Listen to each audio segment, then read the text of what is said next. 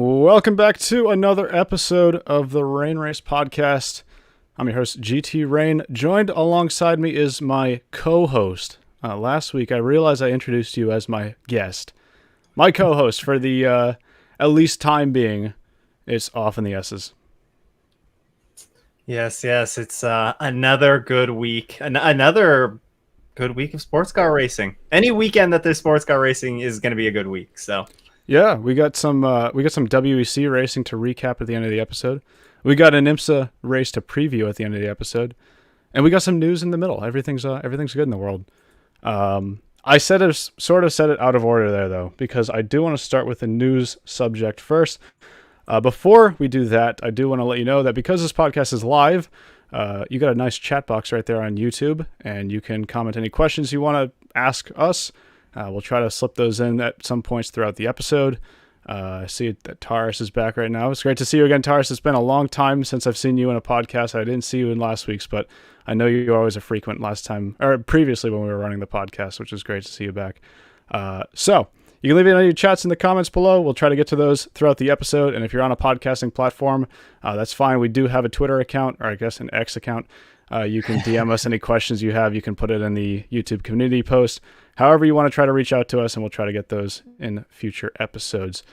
Anyway, kicking off with the news this week, Stu. Yes. And we're going to start off with a piece of IMSA news this week. And I think this is a pretty welcomed piece across the board.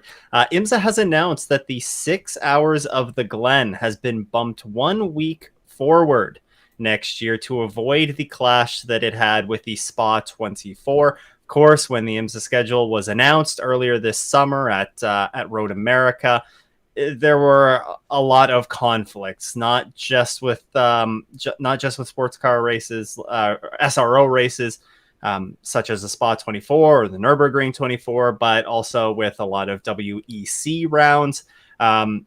This resolves one of those conflicts that they had. So the new date of the Sail in 6 Hours of Glen is going to be June 20th to 23rd, which means that June and early July are going to be very, very busy for many teams that compete in the WEC, IMSA, as well as many of these other highly prestigious races. So going to be a busy month, but they've fit everything in kind of around Le Mans testing and, of course, the 24 hours of Le Mans, and they've managed to find a weekend there. So it's great to see.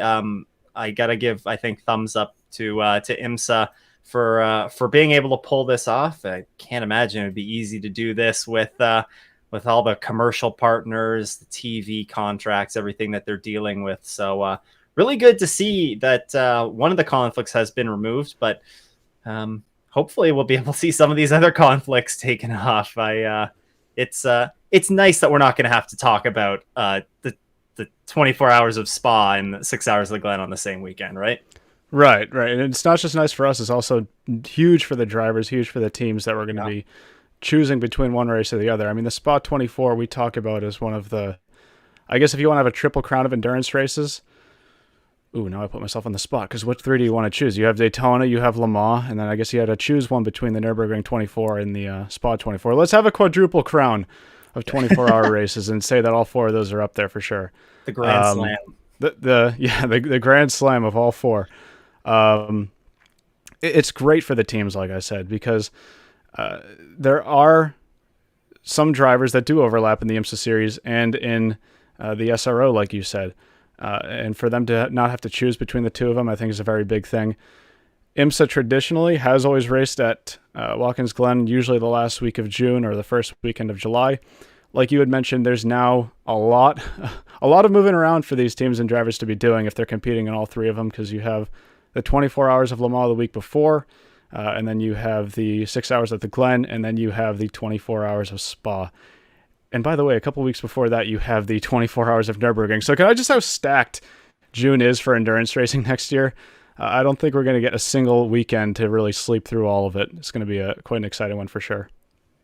Yeah, it definitely will. And one of the other things that I mean, it was going to be a problem next year anyways, but one of the things that we saw this year were teams bringing their IMSA chassis over to compete at Le Mans. And that isn't going to that's very unlikely to happen now, with the 6 hours of the Glen being the week after Le Mans. It was going to be difficult, like I said, because Detroit is also the week prior to Le Mans testing. So it was going to be difficult. It's going to create some other logistical issues for teams, but the biggest logistical issue of them all is that there's not 2 races going on at the same time. So Yeah.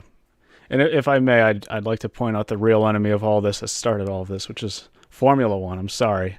yes, But yes. pushing the Belgian Grand Prix up a couple of weeks really messed up the entire time schedule for the summer of sports car racing that we've traditionally had over the past 5-10 years or so. But hey, you know what? If we got at least a temporary solution to the problem, then I think they've worked the best with what they've had, to be honest. So Definitely. no real complaints from my end. Anyways, pretty simple story there. 6 hours of the Glen getting moved up. I wanted to talk today for the primary story, title sake of the episode, I guess, about hypercars in IMSA racing, particularly WEC hypercars in IMSA racing. I was actually talking to good friend Kyle Cuthbertson, former co-host of the show, over the weekend while we were watching the 6 Hours of Fuji, and I was thinking to myself, or he was asking me, how come we don't have manufacturers like Ferrari or Toyota running at the Rolex 24? It's a question that's been asked many times before. He's certainly not the first. He certainly won't be the last one to ask it. And then coincidentally, I believe it was yesterday morning, Daniel Lloyd over at Sportscar 365 came out with an article basically saying that Ferrari is not doing it next year and outlined some reasons for why they're not doing it next year. So I want to sort of talk about a couple of those points, get your thoughts on it, get the community's thoughts about it, because I think a lot of people really do want to see some of those big name manufacturers over in IMSA, but there's certain hurdles right now that are holding them back. And I think that that's something that IMSA and the WEC are going to have to evaluate if they want to have proper convergence for the future. So the first thing that Ferrari noted for why they are not intending on racing in the Rolex 24, at least next year, is that they want to focus on winning the World Endurance Championship. They already got the 24 Hours of Le Mans under their belt. Year one, got that fantastic win with the 51 car this year. But that's really only one half of the story for Ferrari. They want to go out and they want to win the World Endurance Championship. How do you do that? Well, you want to have all of your resources, especially if you're trying to beat a manufacturer as well-oiled as Toyota. You really need to have all of your resources at paying attention and focusing on the World Endurance Championship. That's going to be your only chance. So I think that that's, as they cited, first big reason. We want to focus on winning the World Endurance Championship. We likely aren't going to do it this year. They certainly aren't going to win the manufacturers this year because that already got wrapped up at Fuji.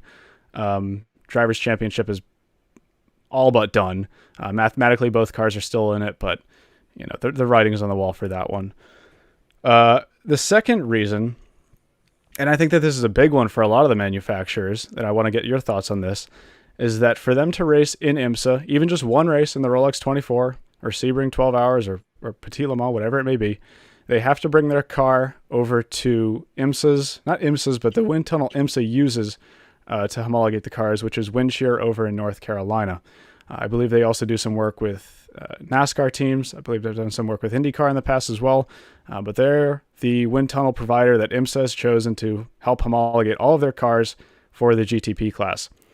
Now, the World Endurance Championship has all of their cars homologated in the Sauber wind tunnel. I believe it's over in Switzerland. And all the cars that are racing the World Endurance Championship have to go through that process. So that means manufacturers who are doing both, like Porsche, like Cadillac, they've had to go through both homologation processes. I do think that that's a little bit of a hurdle for a manufacturer that wants to go do a one-off at the Rolex 24. You know, to have them send one of their cars over, send personnel over to help homologate that car in North Carolina before running in one race. I think that that might be a little bit too much to ask right now. What do you think? Yeah, I think that's a very fair and valid point. I know I was listening to the Double Stint podcast, which is Sportscar 365. They put that out every week and touch on some of the stories as well. And they touched on this a little bit too. Of course, Daniel Lloyd at Sportscar 365. They were talking about of course, no two wind tunnels are the same. You can get them pretty close to the same, but perhaps that could factor into it. Slight differences in data that could be a problem. But I don't know, from my perspective, which is, a fan's perspective, it does seem a little bit silly that they can't have the car homologated in Switzerland at the Sauber wind tunnel, and then be able to hand that data over to IMSA to be able to create the BOP for the car and everything over here. It's interesting. I'd love for us to get a better answer on that. But it does seem silly, and it seems silly for even a company as large and a race team as large as Ferrari to, bring over their car. It just doesn't seem the most efficient. Yeah, I mean, I get that. What did we talk last week about? We talked about the BOP processes that both series have. And so you're starting to see what some of those differences really look like in action here, where two series, two completely different processes. Yes, we have convergence. We have two different formulas, LMDH and Hypercar, that have sort of merged together into one class structure that can race in both series. But there is more work to be done on the convergence side of things, I think. That's going to be something for the series to both negotiate, because they are very familiar with how they want to run their processes right now. And the manufacturers might not really be able to leverage that much with that process. But as we discussed last week, this is how they determine the balance of performance for both classes. Is they both have a strict set of guidelines that they want to follow. And if that's how they want to set everything right now, then that's the way it's going to be. And I think that brings up a different topic. I guess the third talking point that I'm really intrigued about, because this is sort of news to me. Ferrari said, and this is a quote, "I know that in IMSA, the LMDH cars have a different body with respect to the LMDH cars in the World Endurance Championship." Again, news to me. I'm not really too sure what this is referring to. I do know that one of the main differences between the cars in both championships is that the electronics are largely different. For instance, IMSA has, I guess a visual example, IMSA has the leader LED scoring panels on the side of the car. WEC has the leader lights.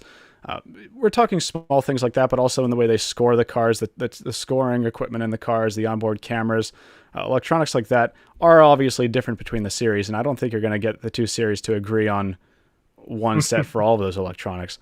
But greater than that, I don't know of any bodywork changes between the cars in both series. And I'm not sure if you've heard of anything along those lines. I may be remembering incorrectly, but I thought I saw an article somewhere that there may have been some very slight differences, but I could be misremembering as well. If there are any differences, I mean, it's still essentially the same car. They're being built to, especially the LMDH cars, are being built to a very specific set of regulations. If there are any modifications that are being done, then I would imagine they'd be pretty small. But yeah, I as far as I'm concerned, and as far as my mind remembers, I don't think there's really anything that's different between these two cars. We've seen teams bring cars back and forth. We just talked about it with cars being brought over for Le Mans and then brought back for the 6 hours of the Glen.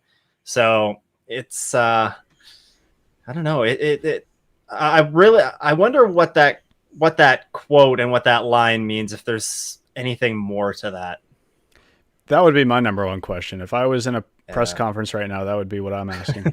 Hey, we saw actually one of the news pieces that came out of Fuji, and I'll give credit to Graham Goodwin over at Daily Sports Car for this. I don't know if it was Graham Goodwin in particular, but I do know it was Daily Sports Car, who I read this from, that the Proton Competition 963 that raced in the 6 hours of Monza, which is obviously the WEC round, is the same exact car that went over to race in IMSA, starting with the race at Road America. I do know that they had to do work on that car to get it up to IMSA spec. Again, I don't know how deep those changes are. I don't know if that's just, like I mentioned, the electronic changes. I don't know if there's something more involved, like Ferrari said, where there's different bodywork panels between both cars. I'm not too sure. That's what I would like to know. Maybe the chat can fill us in on that, because I'm sort of in the dark when it comes to that one. But the overall word from Ferrari is that they want to see more convergence, even more convergence than we already have between the cars in both series. Whether that's trying to get the electronics the same between the series, whether that's just making sure that the wind tunnel data is transferred, where they only have to go through one homologation process. Not really too sure exactly what they're looking for, but I think that sort of standard applies to some other manufacturers as well. And this brings me on to what I want to talk about with Toyota. People have been asking for years now, ever since we've had this convergence in-house, are we going to see Toyota? Are we going to see a GR010 on the high banks of Daytona for the 24? And I'm going to go out on a limb and say no. We haven't heard any official reporting like we have with this Ferrari story. I would say certainly not next year. Maybe it's something they evaluate. I believe at one point they said they were considering it. They've definitely said a couple times that they've considered coming over. But yeah, here's what I'll say about Toyota. More than any other team in the World Endurance Championship right now, they are strict about how they run a program. Toyota is like, if you have a textbook on how to run a Le Mans Hypercar program or an LMP1 program or whatever it may be, Toyota is the picture on the front of that book, because they are very corporate about how they run a racing program. I think that you see that all throughout the entire organization. They're very well oiled. They make very few mistakes, especially on the team side of things. They're very careful about how they go about things. And I think from a overall standpoint, they're very conservative in the decisions that they make. And I think that plays a big factor into why we haven't seen them over in IMSA yet. Of course, they're eligible to race in IMSA starting with this 2023 season. But we haven't really heard anything other than some, we're kind of considering it rumblings out of their camp recently. Yeah, which is unfortunate, because one of the main purposes of this convergence in creating the LMDH spec of car and building that very close to the WEC Hypercars was so that you could have these cars competing against each other in both championships, not just in the WEC. And I think when these regulations were being created, I'm sure that at the top of everybody's mind, especially on the IMSA side, does this mean is this going to entice Toyota to come over and add their hat into the ring over here, even if it was just for a Michelin Endurance Cup calendar, even if it was just for the Rolex 24. I think you would always hope that it would be enough to say, okay, this is what you guys needed. This is what you were asking for. And now you have the ability to come over and do it. And yeah, it's unfortunate that it hasn't happened. You mentioned that, they've hinted at it. They certainly have mentioned it a few times, but it doesn't seem like anything is immediately in the works to have them come over. Maybe there's some issues like we're seeing with Ferrari, where they don't want to come over and go through the wind tunnel testing again. But yeah. I don't know. I think all of those, the hesitation there would be outweighed by the opportunity to compete in the Rolex 24, which, just talked about it, is probably one of the Grand Slam sports car racing events in the world. Yeah. Well, as I said with Ferrari, it's extra work. If they want to go race in the Rolex 24, that's personnel they have to send over to the United States. That's the wind tunnel testing. They have to send their car out of their headquarters to go run an IMSA wind tunnel test.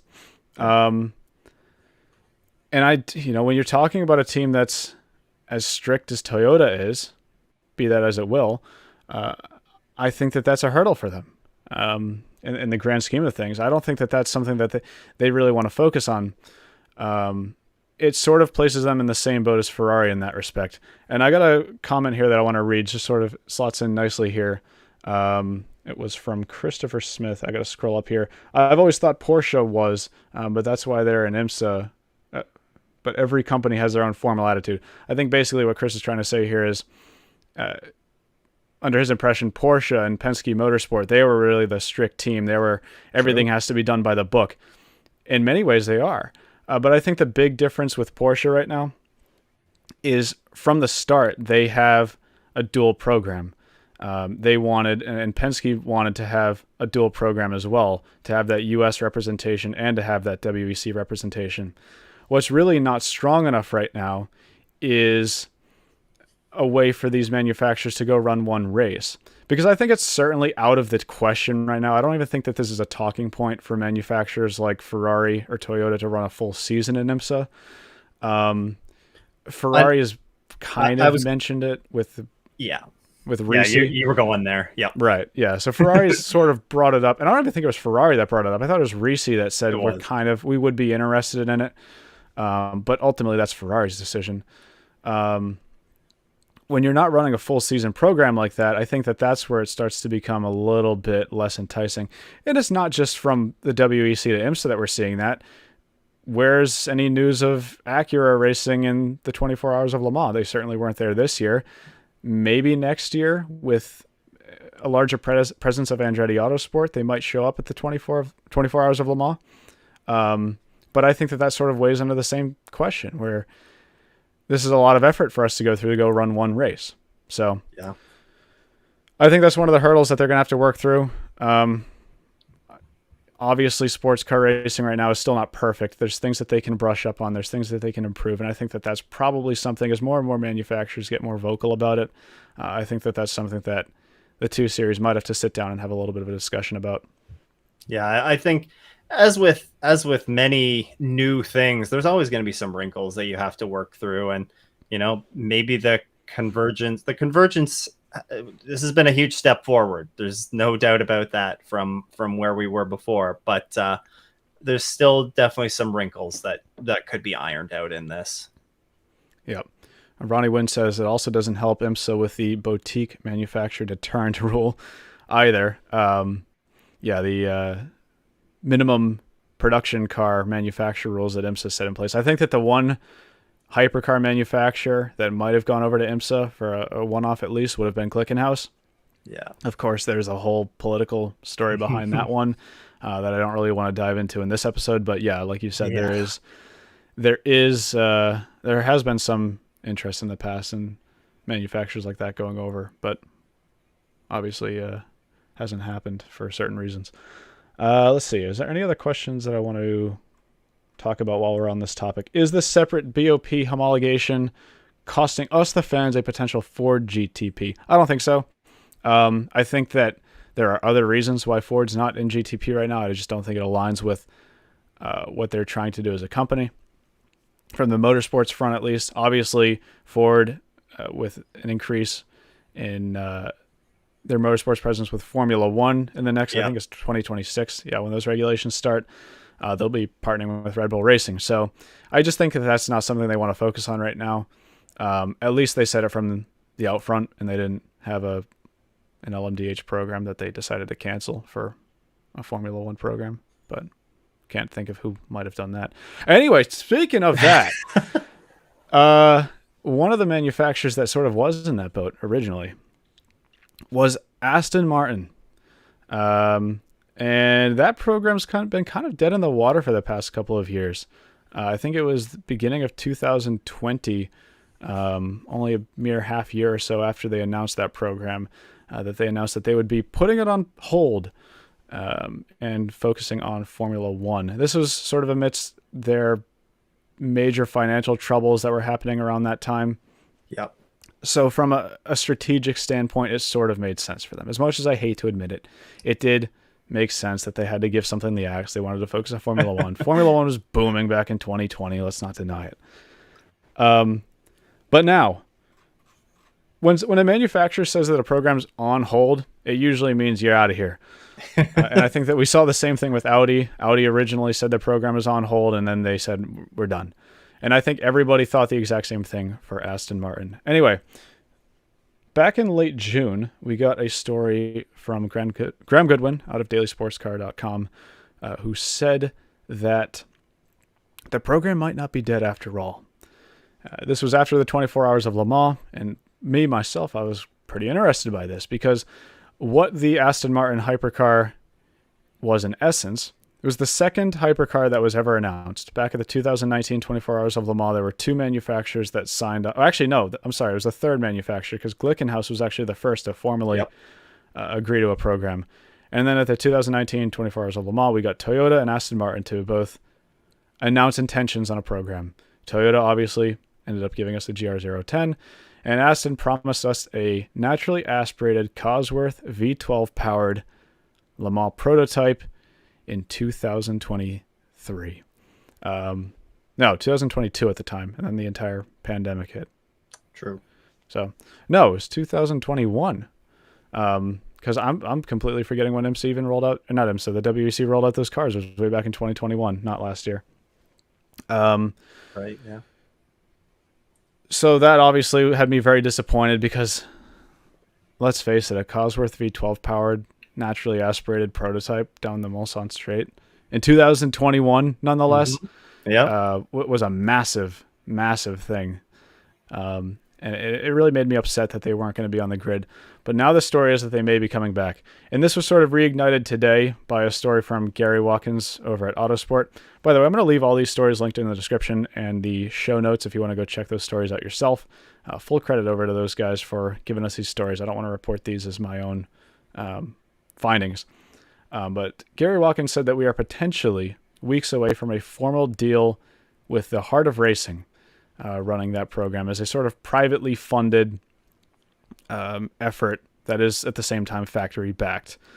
The intention is to run that same naturally aspirated Cosworth V12 as was initially revealed, with no hybrid system, which I think is pretty interesting. Multimatic would be assisting with the development of the car alongside Aston Martin's Formula One headquarters in Silverstone. Sounds like a pretty good combo. Yeah, sounds like a pretty strong combination. And then finally, I think the big thing is that this would be a potential entry into both IMSA and the World Endurance Championship in 2025. A couple of years away from that, if it's true.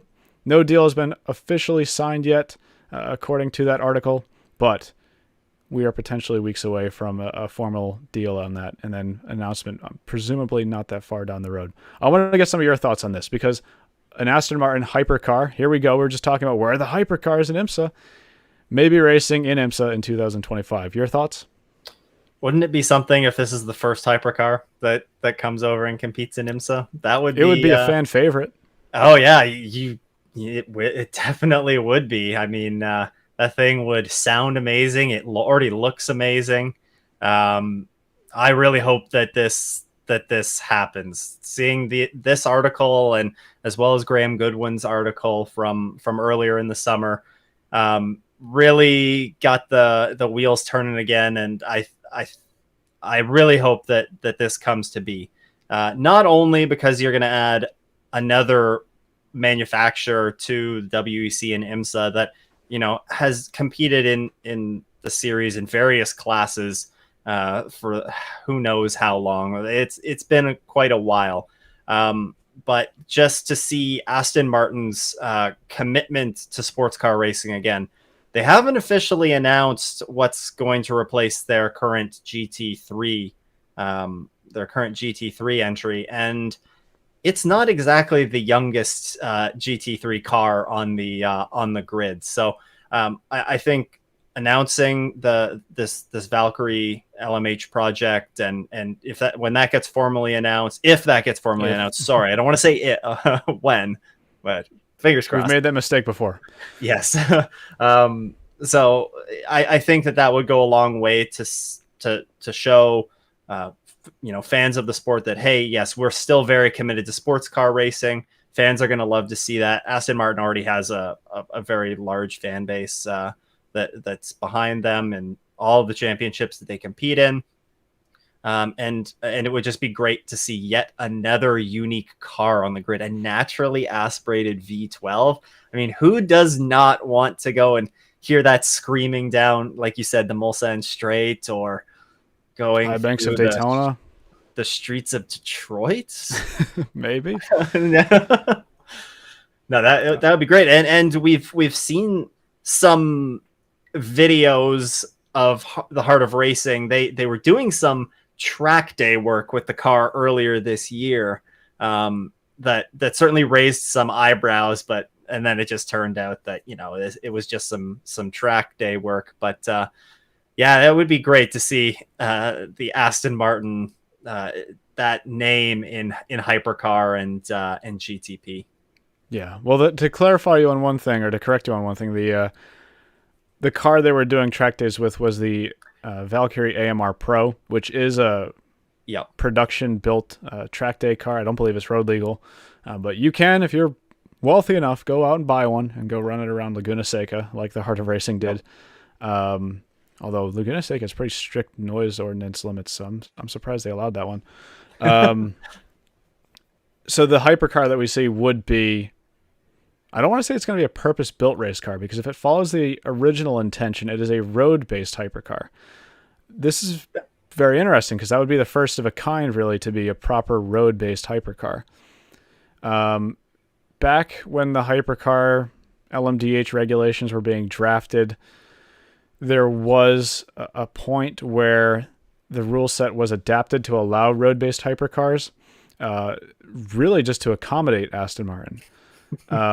The interesting / sad part about that, but now maybe okay part, if all goes well, is that those regulations made the cars a lot heavier. They ultimately made it so that Glickenhaus was no longer able to partner with their originally intended engine manufacturer, which was rumored to be Alfa Romeo. And they just basically sent the entire class off a sort of different rule set than originally intended. And that's sort of why we see a little bit of discrepancy between the hypercar rule set and the LMDH rule set, because the original hypercars were supposed to be significantly lighter than they are right now. If all goes well and all's right in the world, then we will see Aston Martin enter the series with that road-based hypercar, and then everything's good in the world again. I've seen some questions online. A lot of people saying there's no way that thing's going to have a V12 in it. There's no way. They're going to throw a twin-turbo V6. They're going to throw a V8. They're going to put the engine from the Vantage in there. I don't really know what to say about that. I don't know anything about this story. I have no insider knowledge on this at all, other than the fact that the road-going Valkyrie is V12 powered. If they want to stick with their original intentions of having this car be based off the road car, I don't know how easy it would be for them to put a smaller engine into that chassis, because the car was really designed around that Cosworth V12. Look, at the end of the day, I'm in denial. All right, I want that Cosworth V12. I think that would be a real good send-off for sort of racing as we know it, with everything starting to get a little bit more electrified slowly. One of the first prototypes that I really remember when I was going to American Le Mans Series races throughout the years was back in 2011, ALMS at Lime Rock Park. The Aston Martin, the Lola Aston Martin DBR 9, I believe. No, DBR, what do they call that car? The BO 960. Was run by Muscle Milk Pickett Racing, and that car sounded phenomenal. That was like the best car that I've heard at a racetrack to this day. The ability to go hear that thing at a track like Le Mans, I would be there. I'll say that right now. I would love to go back to Le Mans just to hear that car down the straightaway. I'm not exaggerating that at all. So, look, I'm hoping for it. We'll see if it ends up happening. That's all we can really speculate on right now. But we'll see where it takes us. I'll tell you what. Go ahead. I'll tell you what. They the Multimatic shop is they have one here in Toronto. I'll go and peek in their windows and see if I can find out anything. Go ahead. Go get your camera in there, and I'll bring a ladder for the Rain Race podcast. Do what you got to do. Jonathan Grace asked, with Aston Martin building a wind tunnel, could this mean WEC/ELMS cars are homologated there rather than at Sauber's wind tunnel, especially if the Aston Hypercar program is legit? No. This sort of ties back into what we were saying earlier, where both series have a strict homologation process. Unless Aston, for some reason, wanted to sign a deal with the World Endurance Championship where they say, we want all of your cars to be homologated in our wind tunnel, I can't see that happening. And at the end of the day, especially because you have conflict of interest in there when you're running an Aston Martin hypercar in their wind tunnel. No, they're going to want to keep that Sauber wind tunnel under control. And I believe, were there any other questions? Don't think there's anything else on that topic. I'm sorry if I'm missing any questions. I'll try to cycle back at the end of the episode to any of those questions that I was missing, but I do want to try to keep it on topic for now, and then we'll circle back at the end. That pretty much covers it for all the news stories that I wanted to talk about today. I do want to offer a recap of the World Endurance Championship race at Fuji this past weekend. I was talking before this episode. I made it all 6 hours, 4 a.m. on the East Coast of the United States. Up in Canada land, a few hours north of me. Stu over here logged off 2 hours before the finish. But that's all right, because I've prepared a bunch of notes, and we're going to discuss the entire race. Shame on me. Basically, us Canadians can't stay awake. Yeah, we're in the same time zone. What's your excuse, man? Yeah. Oh. Yeah. Next one, Bahrain. You'll be waking up at 6 a.m. this time. Actually, that would be. I'm okay with that. I'm not. No, I would rather stay up until 4 than wake up. That's my biggest complaint with the World Endurance Championship is just waking up at 6 a.m. I was thinking about this the other day. There's there are no good time slots for those races except for Sebring, and I guess we got Coda next year replacing Sebring. Well, we're gonna have Brazil as well next year. Yep. That'll be fine. So, with those additions, we're all set. But the 6 a.m. races I could do without for sure. WEC at Fuji. Anyways, we had very little dry running in practice. I believe FP2 is the only session that was properly dry. Free practice 1 was just raining. Free practice 3 had a little bit of a drizzle going on, especially towards the end of the session. And then qualifying was sort of the same as free practice 3 as well. Free practice 2, only session that was properly dry, at least from what I could tell. We saw very little dry running in practice. Yeah, and they're fortunate that they were able to get lots of the running in on Saturday because they were at one point the forecast said they were going to get hit much harder by, I think it was the left typhoon was the remnants like of a typhoon coming up. So right, yeah, pretty fortunate that they just got off with a little bit of rain. Yeah, especially during the race itself. Yeah. So as a result of that, very little dry running in practice. Whose advantage is that? Nobody but Toyota's, because everybody else shows up at that track with a brand new car. Nobody else had prior laps running at Fuji, to my knowledge. I don't believe anybody had tested there besides Toyota. So Toyota having those, I guess, 1 year of prior race experience because they didn't race there in 2021, but also they've tested there quite a bit as well because they own that track. For qualifying, it was a Toyota 1-2 by a pretty good amount. Like I said, I think that came a lot down to they didn't have a lot of time to perfect the dry running setups in practice. So you're probably going to want to focus on a race setup and just take qualifying for what it is. It's a 6-hour race. It doesn't really matter that much. Let's try to make a good race setup and then work with that in the race for what we can. Because the race, like I said, was mostly dry. Everybody had a good game plan going into the race. What they didn't have was a good strategy on making turn 1 because almost the entire hypercar field ran off in the first turn on the first lap. Yeah. You know what it reminded me of? When if you've ever seen NASCAR go to Watkins Glen, yep, and the first turn, it's just like, what's even the point? Yeah, it was one of those moments for sure. I was making a tweet of the start of that race, just talking about how much I love being awake for a 6-hour race that starts at 10 a.m. or 10 p.m. Sorry, and then I looked up and Porsche was leading. So you never know what you're going to miss when you take your eye off one of these races. Yeah. Anyway, both Toyotas ran wide in turn 1. Rare mistake on track from them, although I don't really think it was to their fault. I think the entire field sort of pushed them into that position. The number 6 Toyota was one of the 6 Porsche, sorry, was one of the few stragglers that made it through. And they were able to chalk up a pretty commanding lead early in the race. Now, they did have to pit early on in the race due to, I heard, underfueling the car before the start of the race. Yep. Sort of weird issue to me. It seems like that would be one of the last things that you would expect a team like Porsche to make. Certainly wasn't intentional. And I do think it probably cost them a little bit because there were some stints where you could see them saving a little bit of fuel, and I don't know how much time that really cost them to Toyota, but they were just trying to push it that one extra lap a couple times throughout the race. As for the sister car, the number 5 car had a race to forget, to say the least.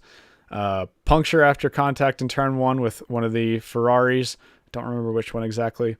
And then they got a penalty for refueling the car in a closed pit lane while they were trying to fix the puncture. Yep. Part of that is that there was an early safety car in the race. One of the GT AM Ferraris ran off track. I'm forgetting which one it was. I want to say it was one of the AF Corsa Ferraris, but I might be wrong about that. Anyway, it got stuck sort of off the track a little bit in a very weird position. Totally avoidable as well. I can't recall who was driving the car, but just kind of let it roll backwards and past the strip of grass, past the asphalt, and then into the gravel. And it was just brake. Put the brakes on. We didn't need this full course yellow.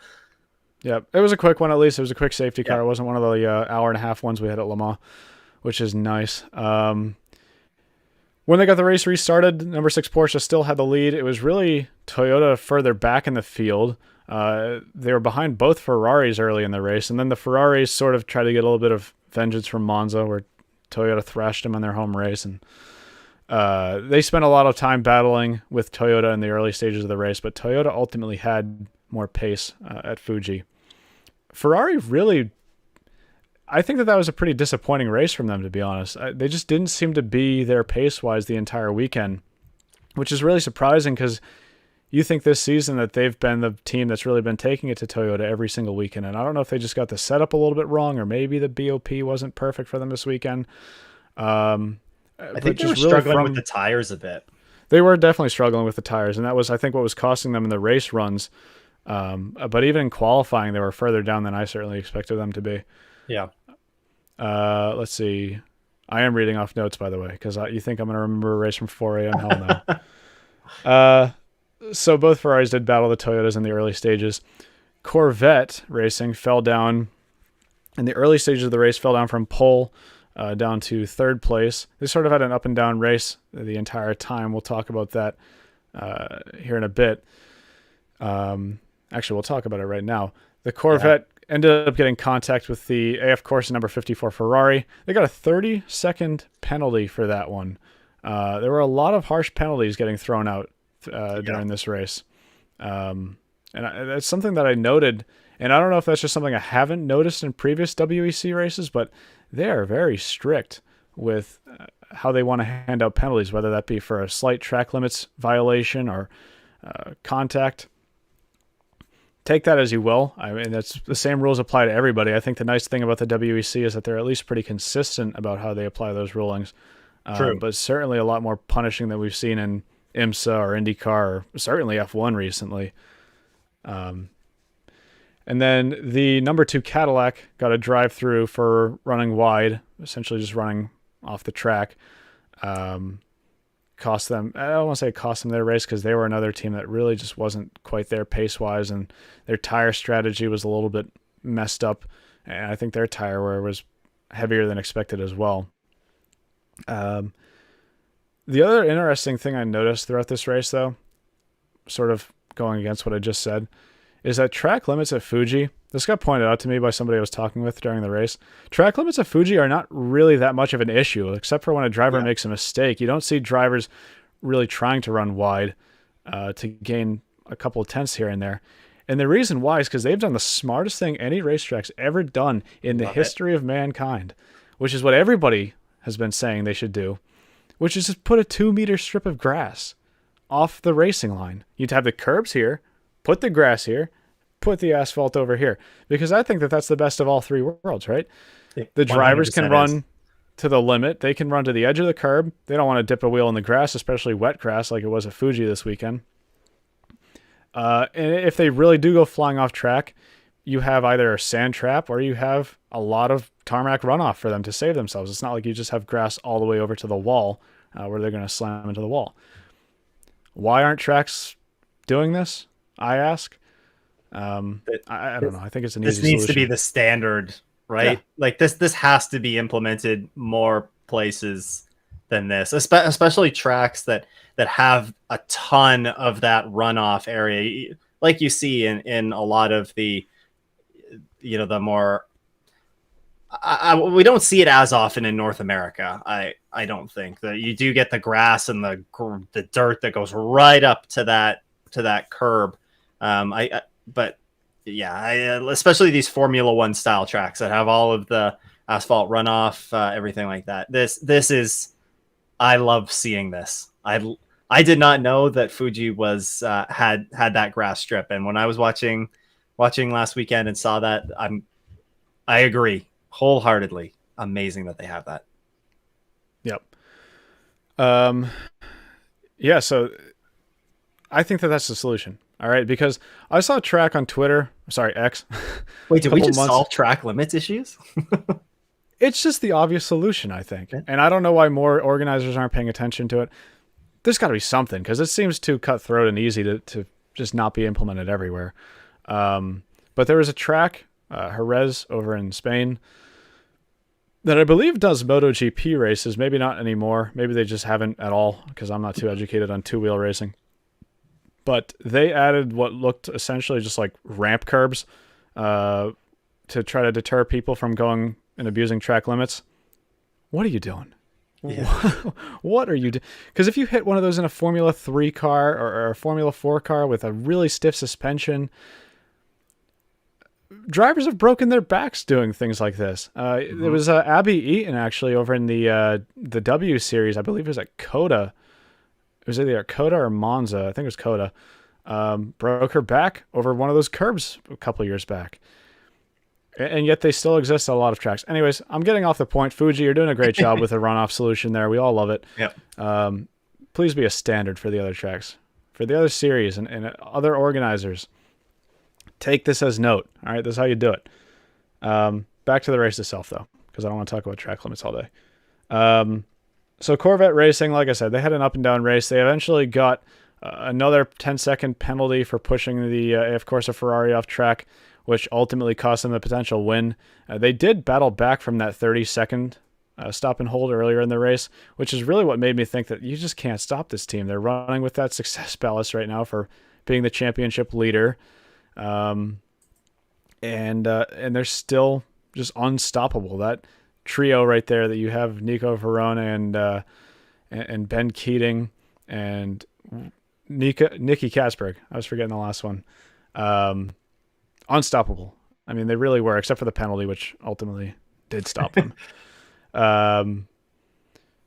Fantastic battles, though, for the lead in the Hypercar and GTEM class all throughout the race. I actually noted down with an hour and 40 minutes remaining, we had 2 seconds covering the top 4 in GTEM, which was between the Corvette, Iron Dames, and the Dempsey Proton Porsche, and the 54 AF Corsa Ferrari.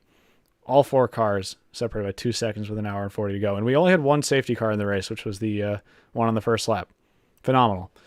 And then top 3 in Hypercar, which were the 2 Toyotas and the number 6 Penske Porsche, separated by only 4 seconds after that 4 hours plus of racing. Again, really great showing there out of both classes.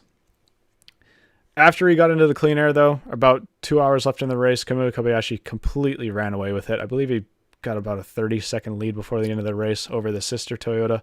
Yep. I was looking at the lap times the entire race, and it was very close between the 6 Porsche and the Toyotas. I mean, there was a couple tenths here and there, but ultimately a 6-hour race, that's all you really need, especially when you don't have safety cars helping you out. Kobayashi was running consistent 131s in the later stages of the race. All the other Hypercars, for the most part, were running 132s. That's all you really need to do. And then most cars in the Hypercar class had fairly similar one-lap pace. Ultimately, where Toyota won this race, I think, again, this is certainly not the first time they've done it, is with consistency. The 6 car was the only other car that really had consistency to match both Toyotas. And apart from the going off track a couple times that both Toyotas had, from a team standpoint, they really made no errors again. And you can't make errors if you want to beat Toyota. I mean, that's the first rule of the game, is number 1, you need to have pace. But number 2, if you have pace and you make any mistakes, you're probably out of it. we saw that at Le Mans this year when Ryo Hirakawa made a rare driver mistake for Toyota. And I think that, along with a couple other factors, ultimately cost them the race because Ferrari had that late race drama in the pits, and that probably would have cost them the win if Hirakawa didn't go off track in Arnage, but I digress. The championship for the race, after the race at least, after their second straight pole and win sweep, the gap between the 8 and the 7 Toyota is now down to 15 points. The 7 car has been slowly creeping up all season, basically, except for Le Mans, where they had the pretty unfortunate DNF halfway through the race. We have 39 points up for grabs. Bahrain, being an 8-hour race, they have more points than the 6-hour races. Both Ferraris, as I mentioned earlier, are still mathematically eligible for the championship. It's going to take an act of God to actually make that happen. I think they would need to win. They would certainly need to win the race, and then the 8 Toyota would have to finish, I believe, 9th or 10th for them to win the championship. And then Ferrari would need pole as well. I didn't do the math on that, but it's something around there, just to give you an idea for it. In LMP2, talked about this a little bit last week. The championship gap has extended, though, after this race, and it's all but wrapped up now after a win for the 41 WRT racing team and a disappointing 9th finish for the Inter-Europol team. Really, championships kind of closed up on that one. Again, it's going to take a pretty disastrous race for WRT and Bahrain to really swing that one the other way. Battle now, though, is really for second place in LMP2, which is only 1 point between the Inter-Europol team and the 22 United Autosports entry. And then for second in GTM, because we already mentioned championship in GTM was closed up after Monza in dominant fashion. It is a bit closer between the 54 AF Corsa Ferrari after they won Fuji. They're only 6 points behind the Iron Dames Porsche at this point in time. And I think that covers everything for the race. For the race overall, though, I would say that this is certainly one of the better WEC races. There was a lot of BOP discussion that was going on after this one, and I don't know if it's just because Toyota seemed to pull out a lot of pace at the end of the race. We talked about it last week. It's something that's going to get blamed, though, consistently. All the time. And I don't think that there's a way to fix that unless you have every single manufacturer finishing within 5 seconds of each other and quite literally side by side across the line after a 6-hour race. How are you going to avoid that discussion, really? Because it's ultimately the first thing that people are going to point fingers at. I don't necessarily agree with it, but that's the hard truth. That's the way it is. I would give this race a B rating, though, on a scale of, if you want to do the tier list thing where you have F, E, D, C, B, A, and S, whatever those tier list things are. I would say this was a B race. There certainly could have been a little bit closer battling throughout the entire hypercar class. I would have liked to see a little bit more manufacturer battle up front. But the number 6 Porsche really kept that race interesting. They defended Toyota for a very long time, and ultimately Toyota passed them in the pit lane. So, it was a great performance. Did Toyota pass them in the pit lane? No, I'm second guessing myself. I don't think they did. I think they passed them right before the pits, and then the pit lane just extended that gap. Again, 3 a.m. I'm sorry. I think that race set a pretty good precedent for the finale going into Bahrain, and hopefully we see some more action like that in the future. Yeah. I'm done talking, though. I don't want to continue tooting my own horn here because I've been talking for a long time in this episode. We have the inaugural Battle at the Bricks going on in IMSA. They did run it back in 2014, but this is sort of the revival of that race. And I'm going to let you take the reins on that one. Yeah, so they ran it for 3 years. They ran it in the first year that was the United Sports Car Championship? Yep. And they ran it for a couple of years before that as part of the Rolex Sports Car Series. So IMSA does have some history here at Indy, and I think it's going to be. There's a lot of firsts that are coming for this race. This is going to be this weekend, not for the WeatherTech Championship race, but for the Michelin Pilot Challenge race. This is going to be the first time, I believe, that Indy is using lights, at least on the, they don't have lights around. They don't have lights on the oval. Yeah, so I believe this is the first time, if I recall from an article previously, that this is going to be the first time they're using lights. So they're kind of trialing this in the Michelin Pilot Challenge race for the 6-hour race that this weekend is going to be transformed into next year. Of course, in 2024, the battle is at the bricks, battle on the bricks, something along. It's one of those. One of those two. It'll transition to a Michelin Endurance Cup race, which many fans have been crying for a number of years. Some more Endurance Cup races. Well, we're getting that at Indy. That'll be next year, but let's see how the racing is this year. And before we really talk about what we might expect this weekend, we can talk a little bit about the championship picture right now. And honestly, GTP is where I think most of the focus is going to be here for the final 2 races of the season. That is by far the closest championship. The top 2 in GTP, of course, the Wayne Taylor Racing with Andretti Autosport Acura, and the Whelen Engineering Cadillac. They are 1-2 right now. They are separated by just 14 points. Of course, Action Express, they had a blunder at Road America in warm-up. It cost them their pole starting position on the grid. They had to start at the back of the grid. They were able to rebound for some points, but they're going to be looking for a stronger bounce-back performance here this weekend. Of course, you have the number 25 BMW. They have just been, sticking consistent around. Yeah, they do have the win at the Glen. That they very much deserved that win, even though it was in post-race inspection that they were given that win. But they very much deserved. They were very strong at Watkins Glen that weekend. They're still very much in it. I think I was looking at it. I think the top 5 are separated by 118 points. I believe the 0-1 Cadillac is in 5th there. So they're kind of on that fringe of, they need to have absolutely everything go their way, kind of at this point, if they want to claw their way back into it. But they're still by no means out of it. So before you go on, sorry to interrupt, I do want to mention for context that IMSA's point system is a lot higher than than most championships. I think only Supercars over in Australia is the other one I've seen like this. The leaders in GTP right now, however, have over 2,100 points. So before you're thinking, 100-point gap, that's quite a lot. 2 races to go. In IMSA terms, not really that much. Go ahead.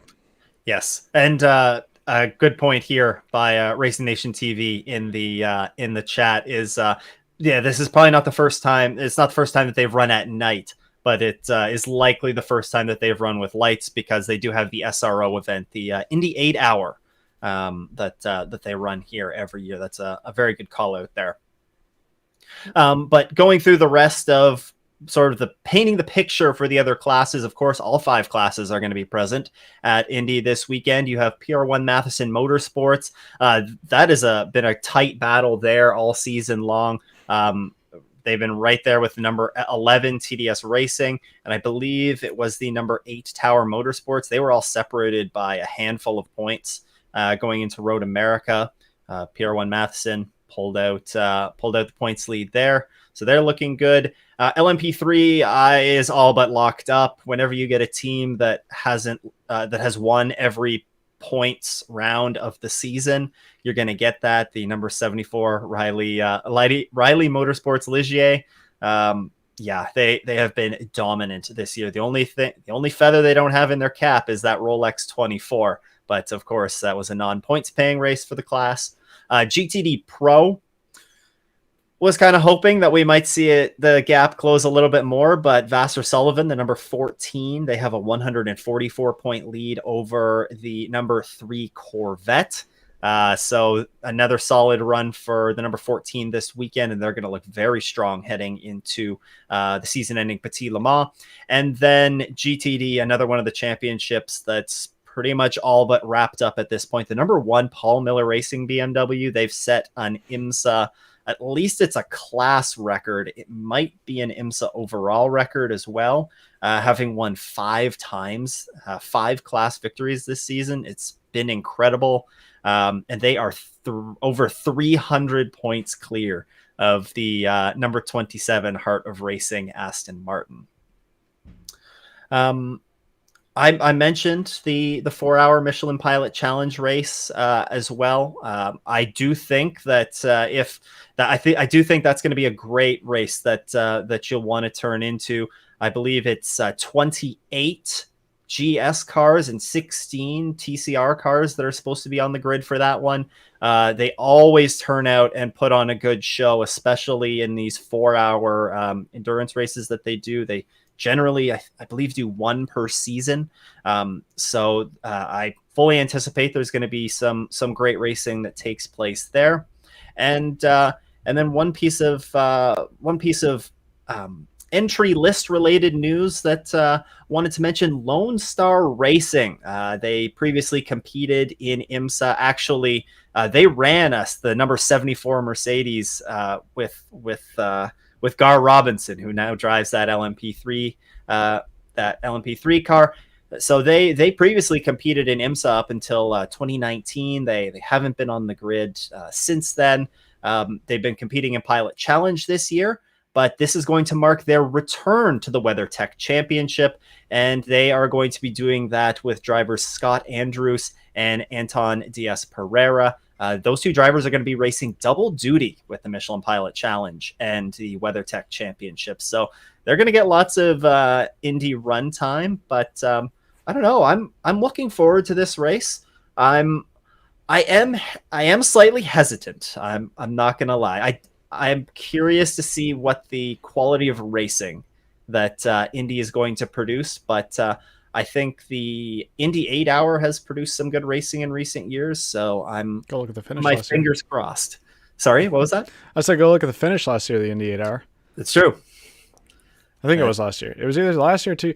Again, my time perception is warped, so it was either last year or 2 years ago. I think it was last year, though. I think it was last year, yeah, where Kraft Bamboo, I think, and they were battling. Was it a Ferrari? I think Might so. have been. No, I think so. I'm not the SRO master. I don't.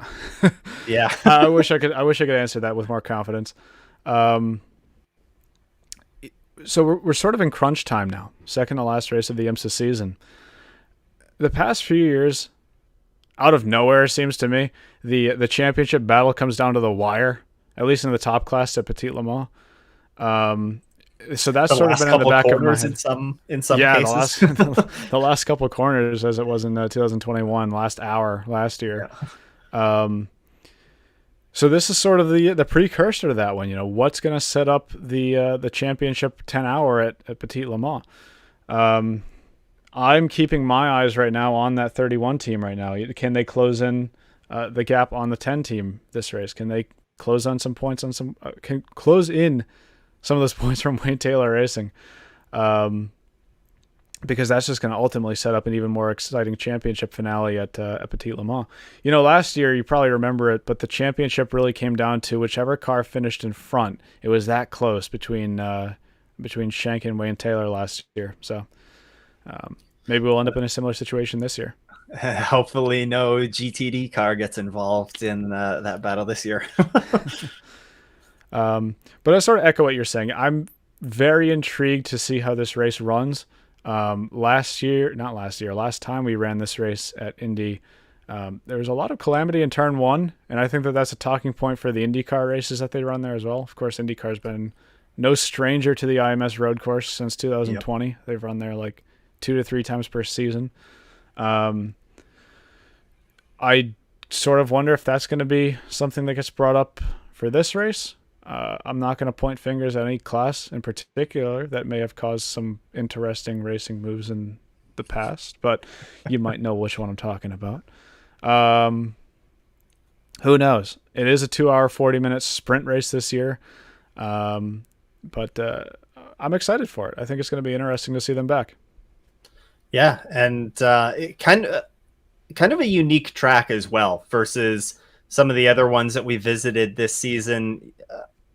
You look at, I mean, you can look at some tracks that are pretty flat. You know, Sebring, of course, is on a on an airfield essentially, so there's not going to be much elevation change there. The Rolex, you do have the banking, which is very unique for a racetrack. But Indy's a little bit unique. Like this is a really flat track. It's smooth, unlike Sebring is. So it's going to be interesting to see what manufacturer, what team can kind of get a hold of things here. We know that there's been a lot of testing that has taken place with these pretty much every manufacturer, Especially Penske. Yep. So going to be interesting to see how the teams use that data and who comes out really swinging for the for this race, because I think when you start to see, I don't want to talk about BOP really that much, but the BOP changes that were made for this race were very, very small. So when they're just tinkering with some small adjustments, that they have things in an area that they're happy with. So I don't know. I'm excited for some good racing this weekend. It's going to be sunny. Well, maybe a bit of clouds, but not supposed to rain. So that's nice for the first trip to a track. And yeah, we'll have to cross our fingers that we don't see too many silly mistakes made by some classes. Now, I want to put you on the spot here, because I can't remember personally. When they raced there in 2014, did they run the horseshoe layout? Do you know what I'm talking about at Indy? Yeah. Because that was the first year of the new IndyCar road course, and I can't remember which layout they ran. I'm pretty sure it's the same layout that they're running this year. It was the new layout, because I think the old one was it turn one on the oval coming back? Yes. On? Yeah, the old one used turn one on the oval, and then it also had the old Formula One sort of U-shaped that loop thing. Yeah, right. Yeah. Which I know nowadays has actually been, if it's not completely gone yet, it's in the process of going away. Over at Indianapolis. That actually brings up a good point. I guess the only not criticism, but the thing I would like to see for this race for IMSA at least is I would just love to see them running the oval turn one. I think that's going to that would give manufacturers a better run going into the first turn. I think it would make it a little bit more exciting for some passes on the main straightaway. But I digress. That's the only thing I would really like to see at a race like this, but no complaints otherwise. Give them some more speed when they decide to pull out and torpedo someone going into turn one. For sure. Give them what the fans want. You know what? That's true. Carnage and chaos. That's what we want. No. And that you mentioned it. There has been a lot of carnage in that turn one in other racing series in recent years. So hopefully IMSA is going to be able to avoid lots of some of that carnage. Yep. Anyways, I'm going to circle back to some comments that I may have missed. And this is, I guess, a last call. If you have any comments that you would like to ask before the end of the episode for either one of us, we'll go way back to the start. Why was the Sebring 12 Hours more popular with Le Mans teams 10 plus years ago than both the Rolex 24 and Sebring 12 Hour are now? I guess easy answer for that is that Sebring used to be used as a test bed, especially for LMP1 manufacturers that were racing at Le Mans. This is why we saw Audi. This is why we saw Peugeot racing at Sebring back in what I like to call the glory days of LMP1 over in the States. 2008, 2009, 07. I think the big reason for it is because there was a lot less baggage associated with running that race. you got to remember that back then the World Endurance Championship didn't exist. Le Mans was not part of a championship. They had the Le Mans Series, now known as the European Le Mans Series, but you didn't have to run in that race to go race at Le Mans. So there's a lot less of what we're seeing now. Again, circles back to what we were talking about earlier, where you have to go and run that IMSA wind tunnel test. And I think that that's why Sebring was a lot more popular back then. Certainly more popular than the Rolex 24, because manufacturers that race at Le Mans would be racing under the same rule set as the I'm getting water, as the same rule set as the American Le Mans Series. Yep. Whereas Grand Am was running their own system back then with the Daytona prototypes, and they had their own GT class that was separate. So there's your simple answer on that one. Let's see. Who do you think is going to be the team to make a big impact during the next race? I think it might be a Chevy dominant race. Is this in regard to... I think this is the WEC. The WEC? Saying Chevy dominant would make me think Corvette, but maybe you're referring to Cadillac as well. I would... Part of me wants... Sixth Sense right here is saying that we're going to see some manufacturer take it to Toyota at Bahrain. I want to say maybe Ferrari, but that's just a theory. I don't think Cadillac's quite there yet. I think that their tire wear is holding them back too much. I think that they need a little bit more testing on that car to really take it to the level where Toyota and Porsche and Ferrari are right now. As for the GTE class, yeah, certainly if they keep the car clean, then Chevy/Corvette is a certain, contender for the win. And if you're referring to to the Indy race on stateside, then I mean the Corvette has been pretty strong, but they were hit with a bit of BOP. That's going to take a little bit of power away from them. So I don't know. They've been strong, but I think it's going to bring them back a little bit to maybe even the Porsche. Maybe we could see a GTD or a GTD Pro Porsche pulling that out. But I think I would still be expecting Corvette racing at Indy this weekend to be competing for a podium as well. Mm-hmm. Andrew Reeves said, we have the biggest market for Ferrari, and I feel like they go out of their way to not have a factory presence in the U.S. No stranger to sports car racing solely. I know that they had mentioned a potential IndyCar program good 3 or 4 years back now, and that didn't end up materializing.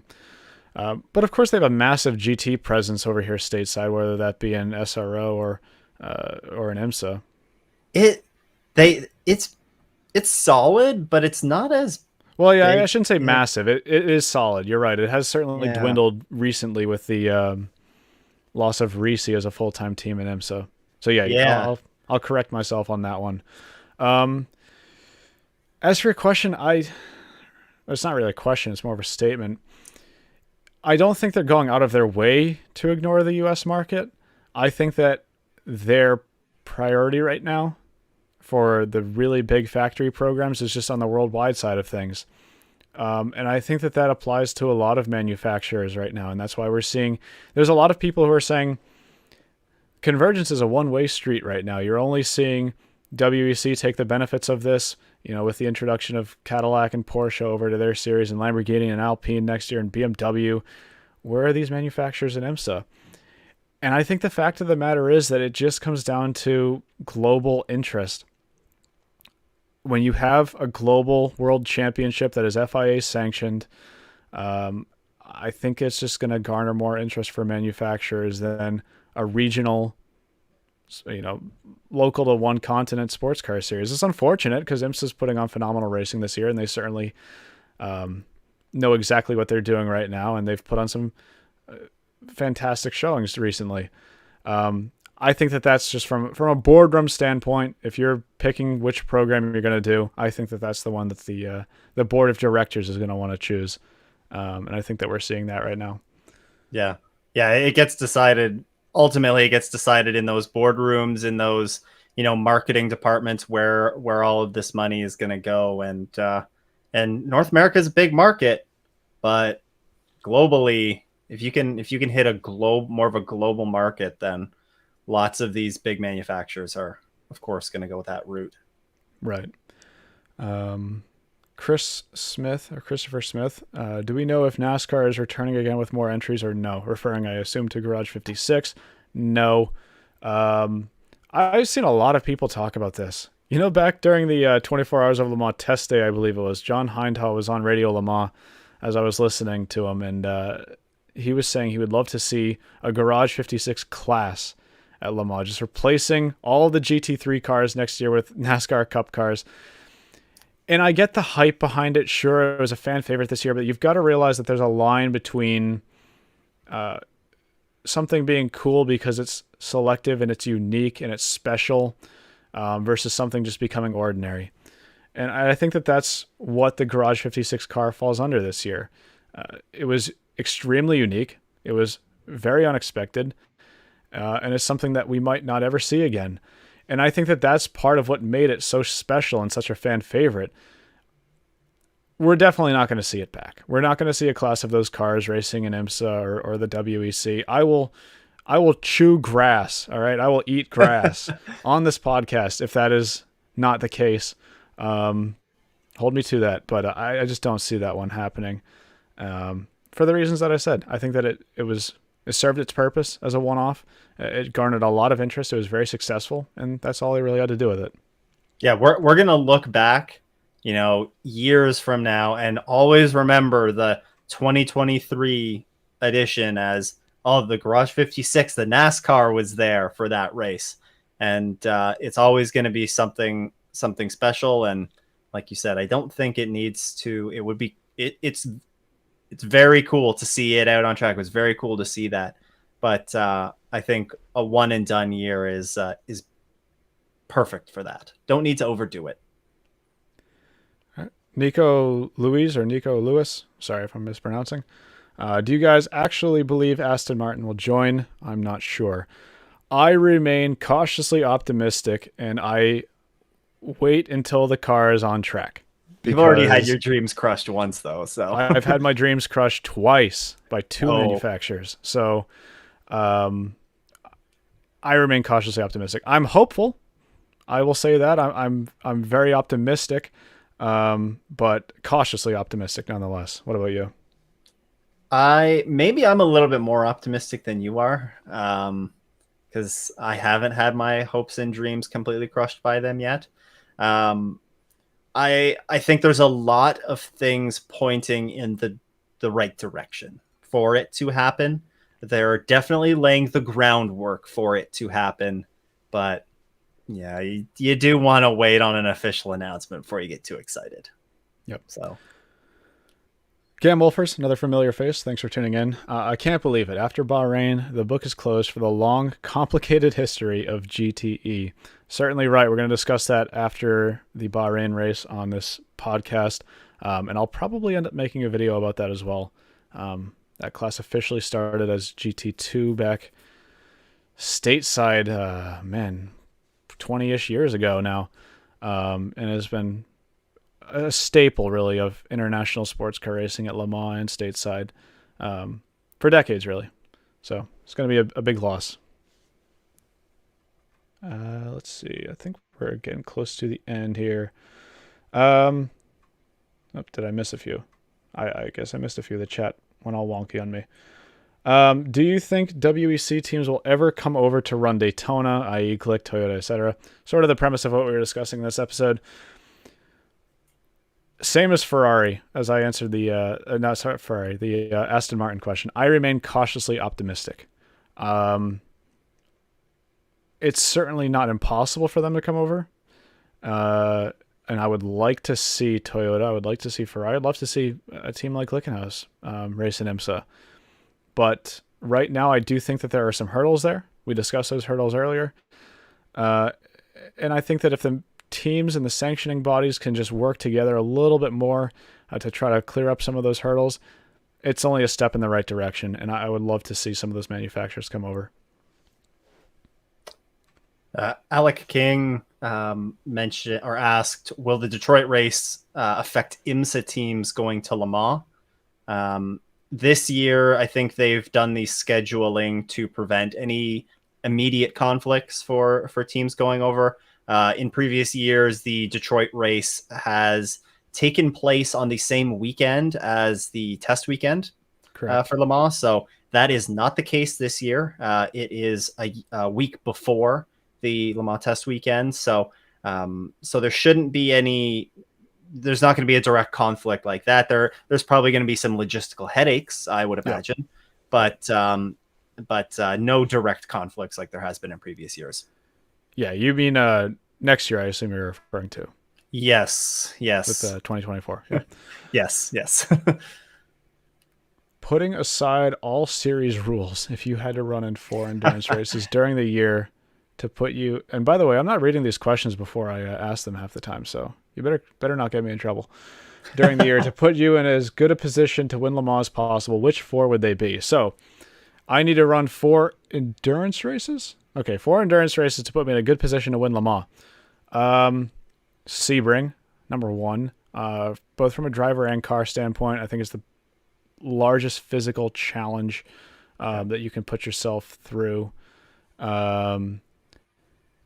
Daytona. I think Daytona is a great entry into the endurance racing scene.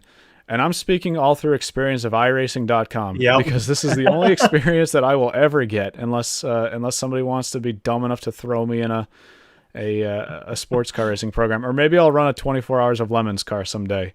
But I think Daytona is a good entry into that field. It is a long race, yes, but I do feel like, and I don't want to say it's an easy race. It's certainly not easy, especially on the cars and the teams. But as a driver, Daytona is definitely one of the more laid-back tracks, and I think that would be a good race to sort of learn the ropes in. I would jump in the deep end. I would throw myself in the Nürburgring 24. Yeah. I don't care if it's in a GT3 car or if it's in a VW Passat. I think that race mentally is the hardest 24-hour race in the world. Extremely challenging track. I'll go and say it's the most challenging track in the world. And doing that for 24 hours straight with cars that are significantly faster or significantly slower than you. You got the family sedans out there. So the family hatchbacks, man. Yeah, definitely. I think that would be one to really prepare you on the mental side of things to complement Sebring on the physical side of things. And then the last one, maybe like Bathurst. Yeah, I think Bathurst would tick a lot of the same boxes as the Nürburgring, where you're on the edge there. You don't really get a lot of room to make mistakes. Yeah, I could go along with saying Bathurst. Do you have any other? The only other one that came to my mind would be it's at Sebring, but the 24 Hours of Sebring. That's a Creventic race, I think. Yeah. 24-hour series. Ever since BMW took the M4 GT3 for their debut sort of North American race there, I thought, wow, that's actually a really good idea. There's probably going to be hard pressed to find a more physically demanding race on the car than that one is. Yeah, that would be a brilliant race to really shake you and the car down. Yeah. Yeah, I think they also had like 6 or 7 drivers for that race as well. It was basically the whole program was there. Tristan M, which Roval would you add to the IMSA schedule? I'll take this one first. You know what?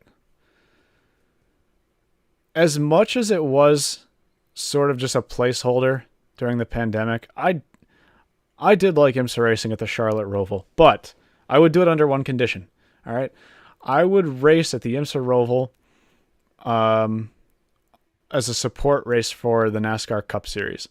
I've said for years that I would love to just see IMSA race as sort of a Saturday night, Saturday afternoon support race for the NASCAR Cup Series. Especially right now with the new cars, there's a lot for American viewers to see that just might not be familiar with IMSA, or maybe there's not enough incentive for them to tune into an IMSA race. But if you're a NASCAR fan and you happen to be at the Charlotte weekend anyways, Charlotte's sort of the home for NASCAR. So go and introduce them to NASCAR's sister series on the road course side of things. I think it would put on a pretty good show, and I think that a lot of people would enjoy it. That would be my only condition for that one. And they've done it before, actually. I don't know if you remember, Stu, but back in the Grand Am days, they had they had a ton of them. They had at least two of them. They had the Watkins Glen sprint race that they might have only run once. And I'm struggling to remember the year of it. But they ran on the NASCAR Cup layout at Watkins Glen. Yep. And then they did back in 08, 09, maybe 07 as well. They raced before the July Daytona race. They raced at night. Yes. The night before, which was a Friday night race. But I don't care if it's a Friday night race. That's a good show. Yeah. IMSA at Daytona is obviously going to put on a fantastic show. And they actually did that one as well back in 2020, not as a support race for NASCAR, but they did do a sprint race at Daytona, which was a bit of an oddity in these days. I would love to see that one as well, but obviously they already raced at the Daytona Roval. So true. IMSA has gone to a number of Rovals. It maybe not since they've been IMSA again, but a couple of them that come to, I don't know if it would be a great race, but lots of the Rovals are pretty narrow. Kansas, I think they ran a race at, and I know that Wayne Taylor Racing they definitely were doing some testing with the ARX-06 there last year. Homestead. Yeah. They did some testing there. Homestead is also another interesting one, I think, that it could be a Roval. I agree. I think Charlotte's the easy answer, just because they've gone there very recently. NASCAR races there regularly. There's probably some random Roval out there that would produce some really good. There's a short track that's like a 7/8 of a mile, and it has an infield road course, and I think that would be, if you wanted to host like a non-championship race there, it'd probably be pretty entertaining to watch. You could race at New Hampshire Motor Speedway. Yeah. Yep. That club track. That goes outside of the actual infield too. Yeah. I think Iowa as well is getting mentioned. The Phoenix Roval's gone now. That was removed when they redid that track. You mentioned Homestead though. I forgot about that. I think Homestead would put on a much better race than Charlotte. And if you could get it under the same condition that I said, where it's a NASCAR feature, I would love to see that. I'll change my answer if that's what it comes to. Yeah, Homestead actually on iRacing, it's a solid run. Yep. I'd like to see 24 hours on the Ultimate Roval, the old Charlotte, which was just the oval with two. I know what you're talking about. Yes, they ran a World Challenge ran. World Challenge ran that. It was awful. I remember that. The speed broadcast of that, and that was carnage too. Yeah, we're going off the rails now. I'll tell you what, I'll call it at that for an episode. We'll leave it at that. Give us the 24 hours at the old Charlotte Roval with the 2 tire barriers, and the rest of it's just the oval. All right, there you go, IMSA. We work for free here at the Rain Race Podcast. We're doing a triple feature for you guys. We will be back next week for a recap of the IMSA race at IMS, the battle on or of the bricks, or at the bricks, whatever that may be, and recapping any news that may get published between now and then. And then we will be off for 2 weeks after that, as this will be running bi-weekly. It's just sort of a very weird scenario where we happen to have races to preview and races to review, and last week was the first episode back, so you got a little bit of a bonus this time. Anyway, Stu, any closing thoughts from you? Hopefully I don't fall asleep during this Indy race. If you fall asleep during the Indy race, I got nothing to help you. Yeah, I'd be in trouble. You're going to be, no post-race video on your channel. No. Anyway, that's going to wrap it up for this one. Thank you all so much for tuning in. This has been another hour-and-a-half long podcast, and we've had even more concurrent viewers this week than last week. So hopefully we can keep the upward trend rolling, and hope to see you all next week. Take care.